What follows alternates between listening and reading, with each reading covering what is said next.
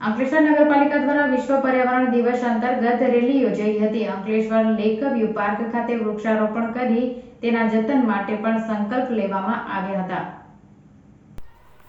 નિર્મળ ગુજરાત અભિયાન હાલ ચાલી રહેલ છે, જે અન્વયે આજે 5 જૂન સવારે 8 કલાકે વિશ્વ પર્યાવરણ દિવસ અંતર્ગત અંકલેશ્વર નગરપાલિકા દ્વારા સવારે નગરપાલિકા ઓફિસ ખાતેથી રેલીને લીલી ઝંડી આપવામાં આવી હતી, જે રેલી સ્વર્ણિમ લેક વ્યૂ પાર્ક સુધી ગઈ હતી, જેને નગરપાલિકાના પ્રમુખ લલિતાબેન રાજપુરોહિત, ચીફ ઓફિસર કેશવ કલોડિયા દ્વારા પ્રસ્થાન કરવામાં આવ્યું હતું।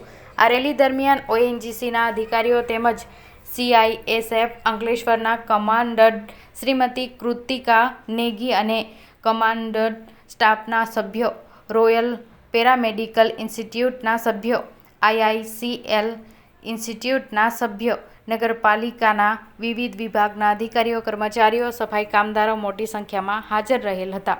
આ રેલી દરમિયાન વૃક્ષો વાવો, પર્યાવરણ બચાવો તેમજ વૃક્ષો છે તો જીવન છે વગેરે સૂત્રો બોલીને નાગરિકોને વૃક્ષો વધુ વાવીએ તો વરસાદ લાવવા માટે અને જીવનમાં ઓક્સિજન મેળવવા વૃક્ષોની કેટલી જરૂરિયાત છે તે માટે જણાવ્યું હતું।